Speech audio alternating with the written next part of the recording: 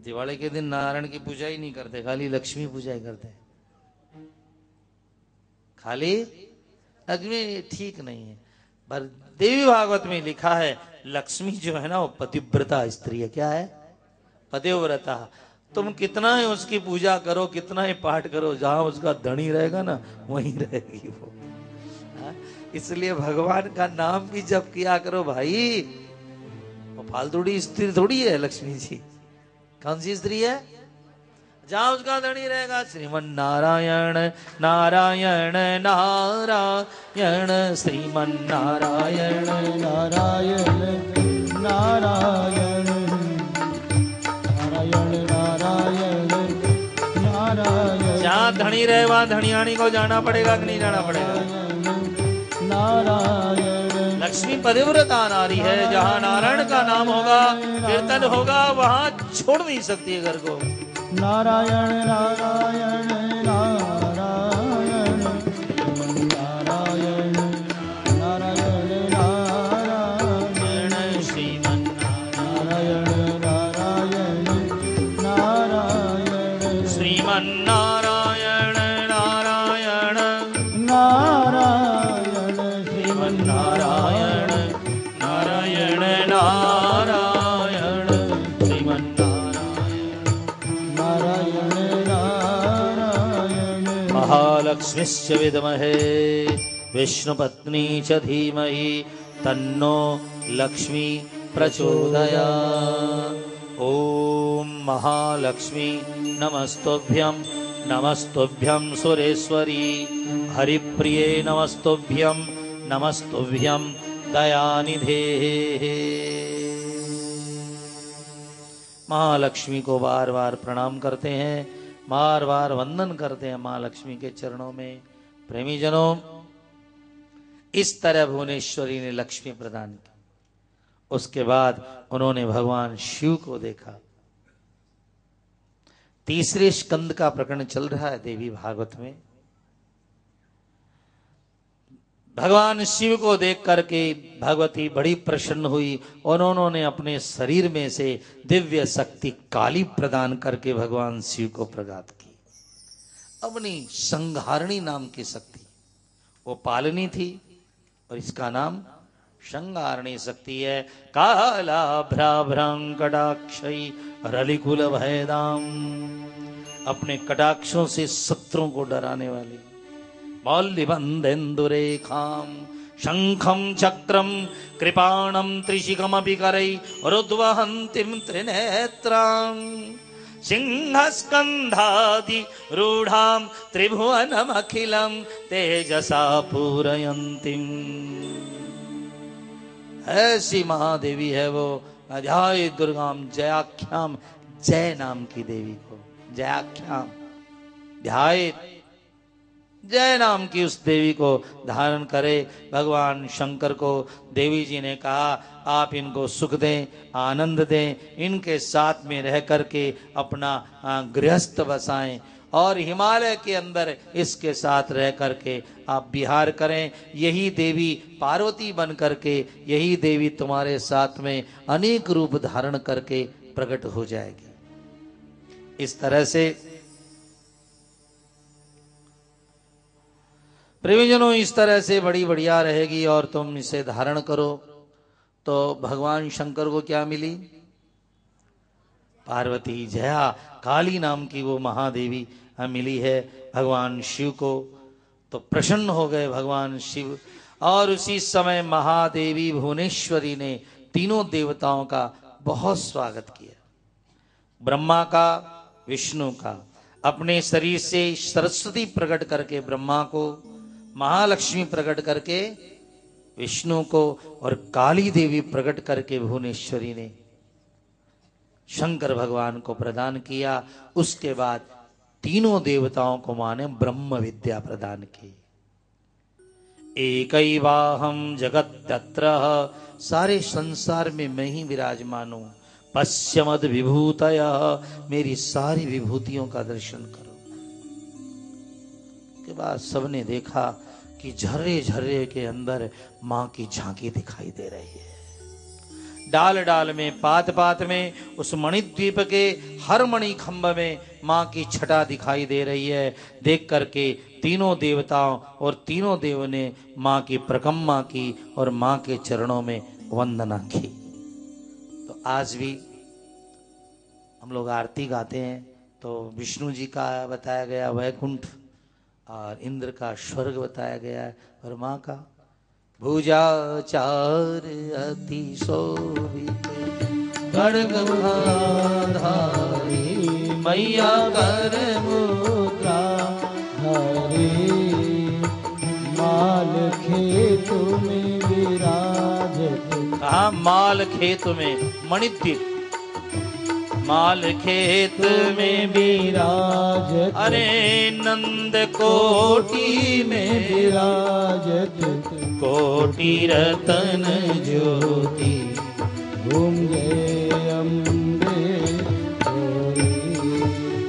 कोटि रतन ज्योति जय अम्बे गौरी। करोड़ों रत्नों जैसी ज्योति वाली वो भगवती माँ मणिद्वीप में वास करती है। माल खेत में राजत कोटि रतन और रत्न ज्योति, उसे नंद कोटि भी कहा जाता है। तो इस तरह माँ भुवनेश्वरी वहां वास करती है। फिर तीनों देवता विमान पर बैठे और विमान पर बैठ करके तीनों देवता वापस धरती पर आए। ब्रह्मा जी ब्रह्मलोक में, विष्णु जी अपने लोक में, शिव जी अनुपलोक में। आज उनकी शंका दूर हो गई कि हमें प्रकट करने वाली कौन है। तो प्रेमी जनों, इस कथा से हमें ज्ञान होता है कि विधि हरि शंभु नचावन। ये माँ भगवती साधारण नहीं है, ये सब ब्रह्मा विष्णु महेश को नचाने वाली है। या माया शिव केशवादि जननी, शिव केशव को ब्रह्मा को जन्म देने वाली। या माया शिव केशवादि जननी, या वही जगन मोहिनी, जगत को मोहित करने वाली है। या पंच प्रणमत फनलिनी, और यही प्रणव है, ओंकार है, और यही जीव और परमात्मा बनकर वास करती है। या ब्रह्मांत पिपीलिका, ब्रह्मा से लेकर पिपीलिका मानी चींटी, चींटी तक में शक्ति है। अब चींटी कितनी छोटी है, कितनी छोटी है, पर ये मत कह देना उसमें माँ नहीं है। उसमें और सुगंध करने की शक्ति, 2 कोस पर भी लड्डू पड़ा रहे तो वहां पहुंच जाती है। कितनी छोटी है वह, किसमें है ये शक्ति? चींटी में ये शक्ति माँ की दी हुई है। पिपीलिका सुतनुसु प्रोता, प्रोता का मतलब होता है जैसे मणि आप पो दे माड़ा में, ऐसे सारा जगत जिसमें पोया हुआ है। सूत्रे मणिगणा इवः, ऐसे माँ में सब पोए हुए हैं। इसलिए प्रेमी जनों, जिस ग्रंथ को आप सुनने बैठे यहाँ देवी भागवत, वो अपने आप में एक निराला है। आप सुन ही रहे हैं, 3 दिनों से देख ही रहे हैं माँ की इस छटा को, शोभा को। तो आइए प्रेम से एक बार गुनगुनाइए माँ के लिए।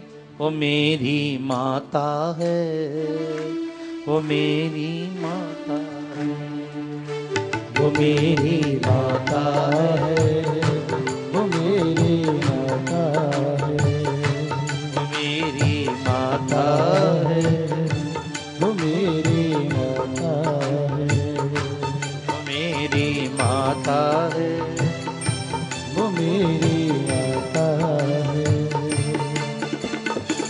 जगत को रचती पालन करती, जगत को रचती पालन करती, करती है संहार। वो मेरी माता है, वो मेरी माता है, वो मेरी माता है, वो मेरी माता है।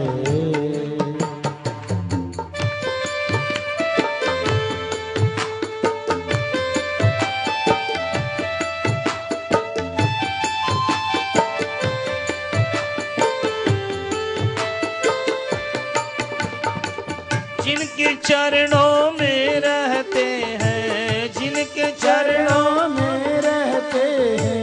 सबके अटके प्राण वो मेरी माता है, वो मेरी माता है, वो मेरी माता है, वो मेरी माता है।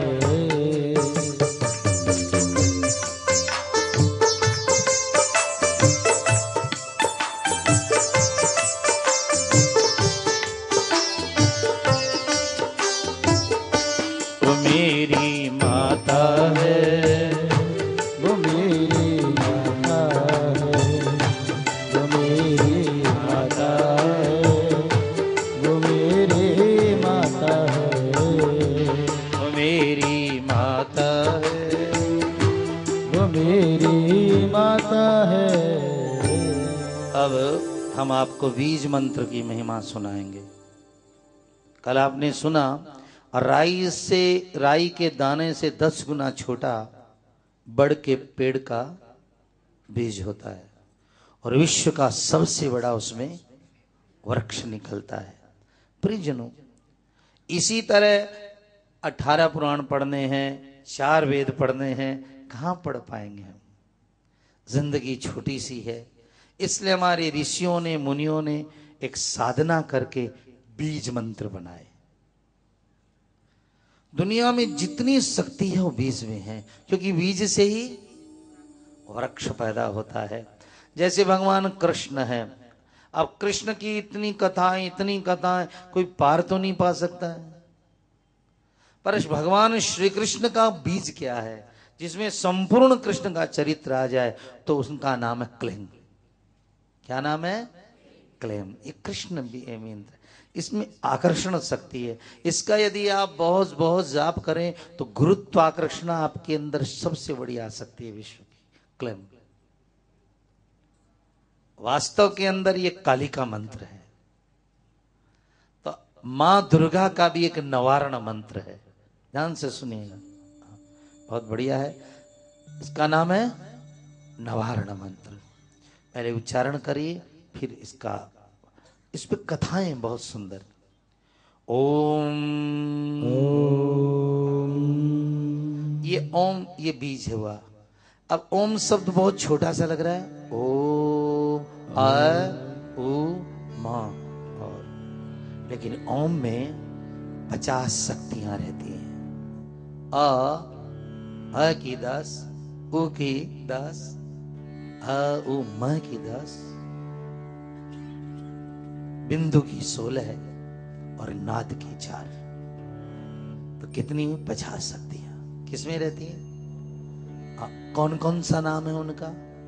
पालनी, रौद्री, संहारी, वो आगे बताएंगे। तो ओम क्या हुआ? बीज। ओम। कोई भी दुनिया का मंत्र ओम के बिना मृतक होता है।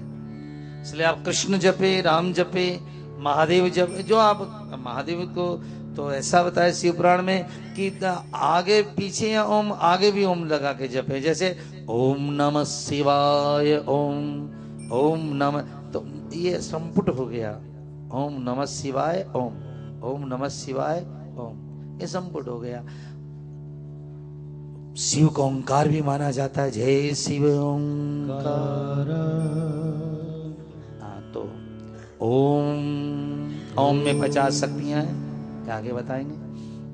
ओम ऐं ह्रीं क्लीं चामुंडायै विच्चे ओम। ओम ऐं ये सरस्वती मंत्र है। मां सरस्वती के जितने वेद मंत्र हैं, जितने उनके पाठ है, जितने स्तोत्र हैं, सारी की सारी शक्ति इसी में। ऐं ऐं ह्रीं। अब मां लक्ष्मी आपके यहाँ वास करती है, और साहब मां लक्ष्मी की जितनी ताकतें हैं दुनिया में, जितने स्तोत्र, जितने पाठ, उनके करोड़ों करोड़ों मंत्र, सारे उच्चारण नहीं कर पाए आप तो कोई बात नहीं। ओम ह्रीं ओम ह्रीं ओम ह्रीं, ये महालक्ष्मी मंत्र है, बहुत जल्दी सिद्धि हो जाता है। अब महाराज आपके घर में रोटी की व्यवस्था न हो, आप दीवार पर केसर से और ह्रीं लिख दे ईमानदारी से, और जब करते रहे, बस केवल ह्रीं लिख दे तो आपकी व्यवस्था माँ लक्ष्मी स्वयं करेंगी। बहुत ताकतवर मंत्र है ओम। जो बहनें चाहती हैं कि हमारा सौभाग्य सदा बना रहे, अखंड सौभाग्य रहे, तो उनको ओम ह्रीं ओम ह्रीं ओम, ये महालक्ष्मी सौभाग्य मंत्र है। ऐं ह्रीं, तीसरा क्लीं, ये कालिका मंत्र है। इस मंत्र का अर्थ हुआ, ओंकार तो है सरस्वती माता, लक्ष्मी माता, महाकाली माता, ओम ऐं ह्रीं क्लीं चामुंडायै। चामुंडा ये तो सुनाई देता, चामुंडा वास्तव में सतचित आनंदमयी, सतचित आनंदमयी, तो हम संस्कृत में बोलेंगे चामुंडा, और हुआ क्या है, सतचित आनंदमयी। चामुंडायै विच्चे, विच्चे का मतलब हुआ विद्महे, मैं माँ को वंदन करता हूँ, प्रणाम करता हूँ। यानी सरस्वती रूपा, लक्ष्मी रूपा, काली रूपा, सच्चिदानंदमयी माँ के चरणों में प्रणाम। तो इस श्लोक को क्या कहेंगे आप? ऐं ह्रीं क्लीं चामुंडायै विच्चे। बड़ा बढ़िया, आज रुमटा जी भी आए हैं, सीताराम जी भी बैठे हैं, जब करते हैं, और अपने शंकरलाल जी भी, केजरीवाल जी आए हैं। देखो भाई, ये बहुत बढ़िया मंत्र, आप साल भर साधना करके देखिए।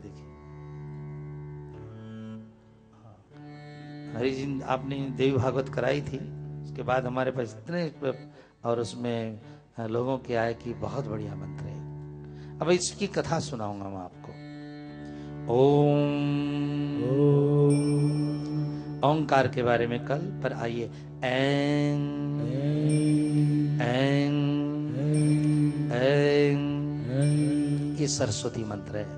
ऐं ऐं ऐं रूपा ओम धिम धिम धिम धारणाख्ये धृतिमतिर्निधि नाम भी कीर्तनीये नित्ये नित्ये निमित्ते मुनिगण समिते नूतने वै प्रभावे पुण्य पुण्य प्रभावे हरिहर निमिते नित्य शुद्धे स्वर्णे धिम धिम धिम धारणाख्ये धृतिनिधि नाम भी कीर्तनीये। माँ सरस्वती के सारे जितने मंत्र हैं महाराज दुनिया में, ओम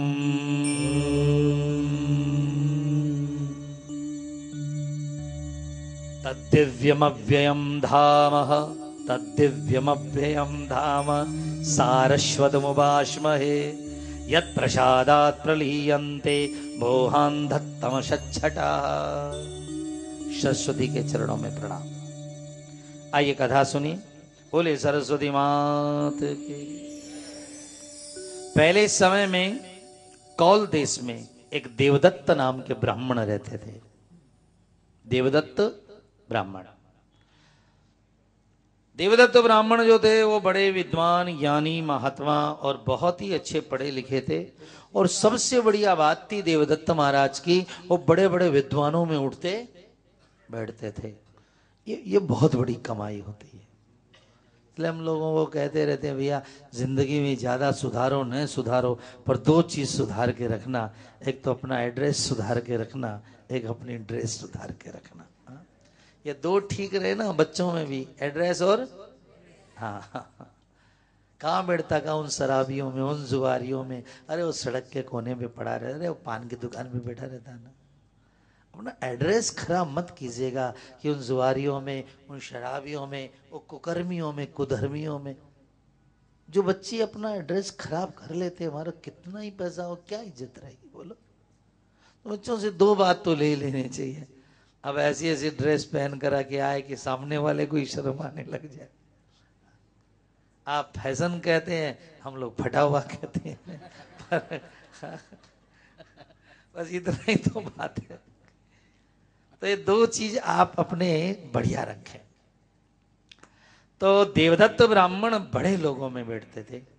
आप देखिए, शास्त्र काल विनोदी न कालो गच्छति धीमताम।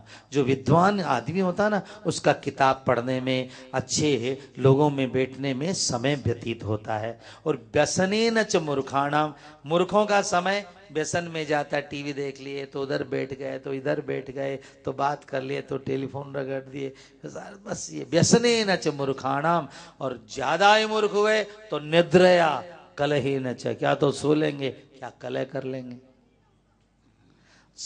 विद्वानों का समय शास्त्र काव्य विनोदेन कालो गच्छति धीमताम पर व्यसने न च मूर्खाणाम। अवण मारवाड़ी में बहुत सीधी सी बोला इस श्लोक ने कि मूर्ख से मूर्ख, ज्ञानी से ज्ञानी मिले करे ज्ञान की बात, पर मूर्ख से मूर्ख मिले दे मुक्का दे लात। तो अपना ठिकाना ठीक रखिए साहब। बड़े ज्ञानी पंडित, बड़े विद्वान पंडित, लेकिन समय आया, व्यतीत हुआ, घर में परिवार पत्नी भी लेकर आए, सब हुआ, लेकिन महाराज को संतान नहीं हुई। देवदत्त ब्राह्मण विद्वानों के साथ उठने बैठने वाले थे, बहुत ही ज्ञानी। एक बार उन्होंने संपूर्ण विद्वानों को बुलाया और बुला करके कहा कि हमें क्या करना चाहिए संतान के लिए। संतान नहीं है ऐसा नहीं, हमारे विष्णु पुराण में भी लिखा है कि हरिवंश पुराण सुन लेना चाहिए। पति पत्नी को गंगा के किनारे कुछ मास रह करके तप कर लेना चाहिए, या दोनों को बैठ करके भगवान शंकर का अर्चन करना चाहिए। ऐसे कई उपाय हैं संतान के लिए। तो होता क्या है साहब कि देवदत्त जो ब्राह्मण होता है वो ऋषियों के पास में जाता है कि हमें क्या करना चाहिए। तो ऋषियों ने कहा एक काम कीजिए, आप पुत्रेष्टि नाम का यज्ञ कीजिए और खूब अपना धन खूब लगाइए उसके अंदर। उन्होंने कहा देखो भाई, धन तो हम पूजा पाठ करके लाए लगा ही देंगे, तो आप बढ़िया पुत्रेष्टि यज्ञ गंगा के किनारे कीजिए। और महाराज ने पुत्रेष्टि नाम का यज्ञ गंगा के किनारे किया। अब जब यज्ञ किया ना, उसके यज्ञ के अंदर उन्होंने क्या बुलाया, पुत्रेष्टि यज्ञ के अंदर ब्रह्मांडम कल्पयामाश सुहोत्रम, सुहोत्र नाम के मुनि को ब्रह्मा बनाया यज्ञ का विधान देखने के लिए। और ऊर्ध्वायु याज्ञवल्कम चह, और उन्होंने यज्ञ के अंदर आहुति देने के लिए याज्ञवल्क ऋषि को बुलाया। अब बड़े लोगों के अंदर बैठते थे। उन्होंने पैल मुनि को स्तोता, और उन्होंने गोभिल मुनि, गोभिल नाम के एक महात्मा थे, उसको उद्गाता बनाया। उद्गाता मतलब मंत्र गाने वाले। जहां याज्ञवल्क ऋषि आकर के हवन करेंगे और गोभिल जैसे महात्मा जहां बैठ करके आहुति देंगे, अब बड़े पवित्र पवित्र नाम। और उसने पूरा धन खर्चा करके पूरा मन से यज्ञ आरंभ किया। अब यज्ञ शुरू हुआ, यज्ञ ठीक ही चल रहा था, लेकिन जो गोभिल नाम के ब्राह्मण थे, उद्गाता मतलब जो वेद मंत्र गाने वाले थे, वो उम्र में बड़े थे और उनके दांत भी थोड़े हिलने लग गए थे। तो क्या जब वो मंत्र पाठ करते थे तो लगता था कि कुछ गलत हो रहा उच्चारण। वो विद्वान थे, ज्ञानी थे, और अपनी समझ में बहुत अच्छा ही उच्चारण कर रहे थे। देवदत्त खुद भी पढ़े लिखे थे। सारे ब्राह्मण यज्ञ शुरू हुआ, काम हुआ, लेकिन जब वो गान करें, देवदत्त ने विचार के अंत में देवदत्त जी से रहा नहीं गया। उन्होंने कहा गोभिल जी, ये काम गाने वाला आप दूसरे को दे करके और आप दूसरा काम ले लीजिए, क्योंकि आप जब गान करते हैं अच्छे विद्वान, लेकिन आपके उच्चारण में, आप तो जानते हैं जिसका दांत टूट जाए ना, उसे तय नहीं बोला जाता, ट नहीं बोला जाता, क्योंकि ऋतु लसानाम दंता, ये जब तक दांत को नहीं छुएगी जीव उच्चारण। जैसे कोई बूढ़ा आदमी दांत टूटा हुआ तुलसी बोलेगा तो हवा निकल जाएगी। और ऐसे तुलसीदास जी जवानों के कवि है ना, इसलिए जवान आदमी बोल सकता है तुलसी, बूढ़े थोड़ी बोल सकते हैं, क्योंकि ऋतु लसानाम दंता, क गले से बोला जाता है, ककार कंठोच्यते, लेकिन ऋतो रसानाम दंता, दांत को छुए बिना तवर्ग नहीं बोला जाता। हाँ, अब देखो बोलने में भी कितना कला है। आपके होठ कई बहनें कहती मेरी बहू बात नहीं मानती, मेरा बेटा नहीं मानता। हम लोगों को, हम उनको समझाते हैं, अरे तुम्हारा होठ तो बात मानता है क्या? ये तुम्हारे होठ तुम्हारी बात मानते हैं?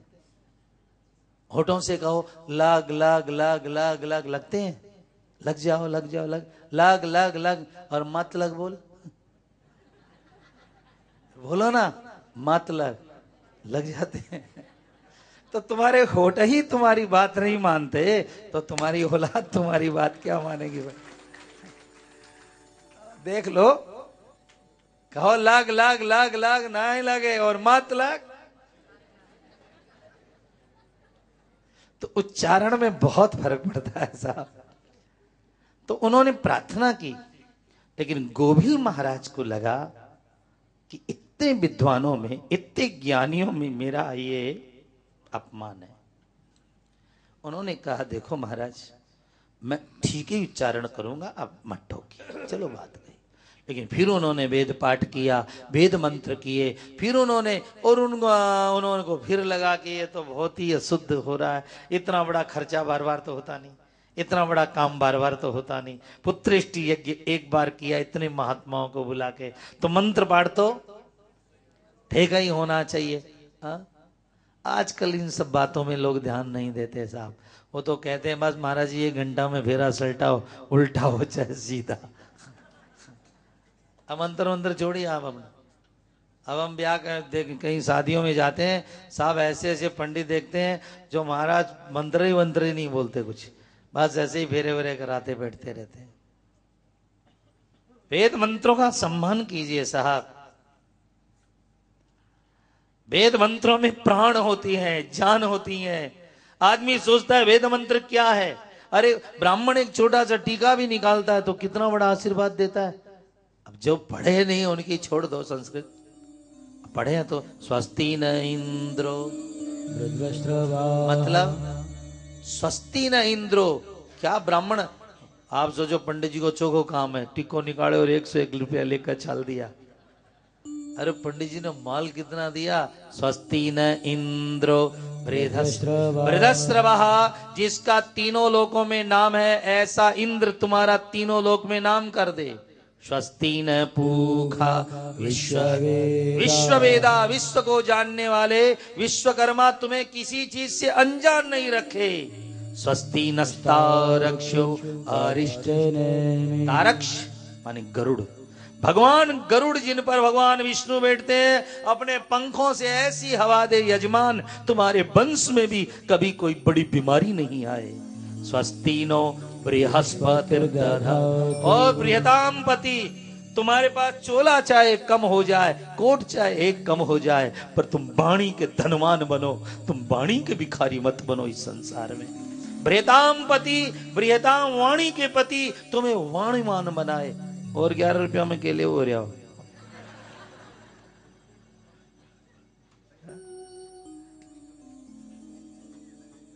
अब बताओ आप,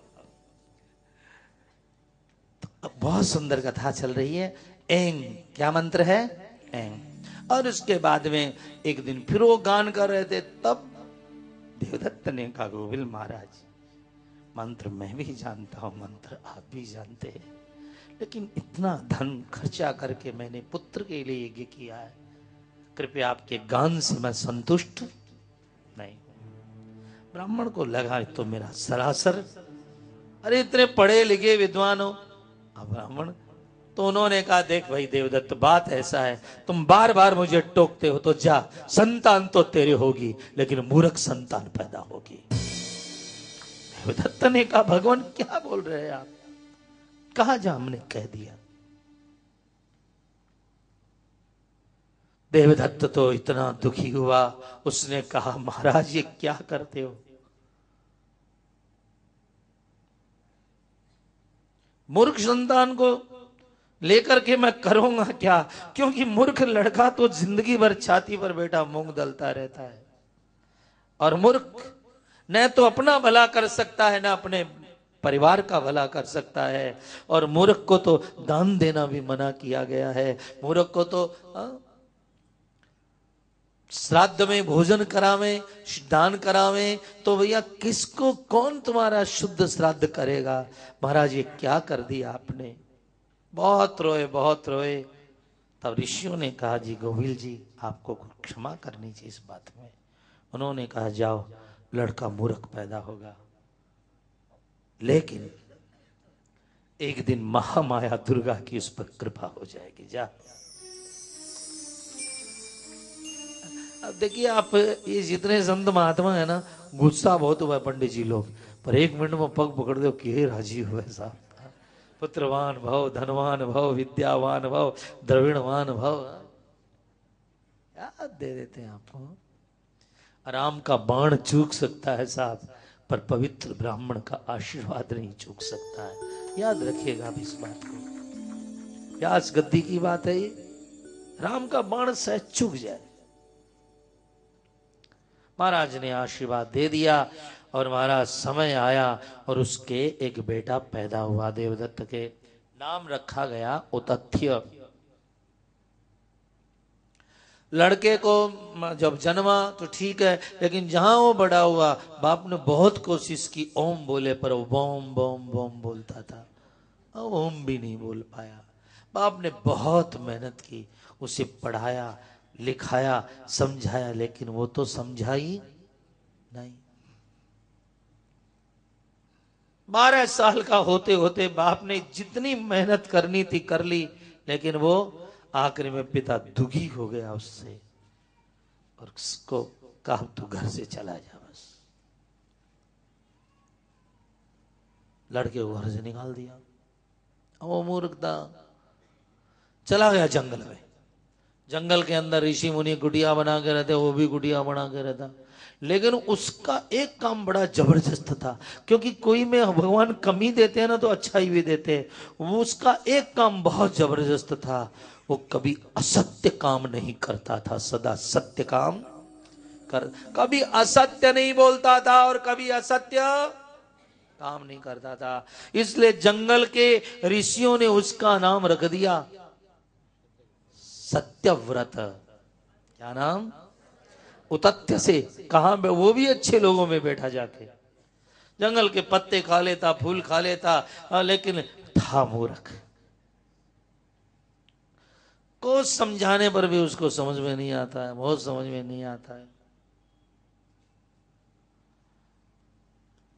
जंगल में रहते रहते उसको 12 साल व्यतीत हो गए, पर वो 12 साल में न तो किसी से झूठ बोला और न किसी के साथ में असत्य व्यवहार किया। और याद रखिए, भागवत में भी लिखा है, यहां भी है, कोई भी व्यक्ति 12 साल तक कोई सद्गुण धारण कर लेता है तो वह उसके जीवन में चमत्कार करने लग जाता है। आप दया धारण कर लीजिए, 12 साल निर्दयी मत, हो जाएगा काम। आप शांति, आप जप, आप तप, आप मौन 12 साल का करके देखिए, एक दिव्य शक्तियां तुम्हारे जीवन में उतर आएंगे। करना पड़ता है साहब। एक नियम ले लिया, कोई लगातार करता चला गया तो काम हो जाएगा आपका, आपके मन में संतोष हो जाएगा बात से। लड़का सत्य व्रत जंगल में रहता था और एक दिन की बात, घटना कैसी घटती है। एक दिन बाद एक जंगल में शिकारी आया और उसने धनुष पर बाण रखा और एक जंगली सुअर को उसने बाण मारा, और बाण मारते ही जंगली सुअर भागा, क्योंकि बाण लगा उसके, खून की धार बहती चली गई। और ज्यों ही वो भागता भागता उस सत्यव्रत के, सत्यव्रवा के सामने से गुजरा सुअर, खून की धार। अब उसको बड़ी दया लगी, हे भगवान ये क्या हो गया इसको, क्या हो गया इसको। सुअर भाग करके झाड़ियों में छुप गया और उसी समय शिकारी आया। शिकारी भी जानता था दुनिया झूठ बोलेगी, पर ये लड़का झूठ नहीं बोलता है। उसने पूछा, तुमने सुअर को देखा? तुमने सुअर को देखा? अब यदि वो कहे कि मैंने देखा तो एक दीनहीन बेचारा सुअर मारा जाएगा। और यदि बोले कि हमने नहीं देखा तो बात हो जाएगी झूठी। क्या करे? स्तब्ध रह गया। शिकारी ने पूछा, बोलना, दाएं गया बाएं गया, झाड़ी में कहां गया, बोल। अब वो इतना घबरा गया कि यदि मैं सच बोलूंगा तो किसी की जान चली जाएगी, और यदि झूठ बोलूंगा तो अपनी जिंदगी का व्रत खत्म हो जाएगा। इसलिए वह जैसे पागल बोलते रहते, मुझे पता नहीं करने लगा। और ये ऐंग था सरस्वती मंत्र। एक तो दया, एक सत्यव्रत, और दूसरा सरस्वती मंत्र, तीनों मिल गए उसके ऊपर। उसी समय में उसकी वाणी फूट गई और एक विश्व को मोहित करने वाला पहला श्लोक निकला। ऐसा सत्य इतिहास में कोई नहीं बोला जैसा सत्यव्रत बोला।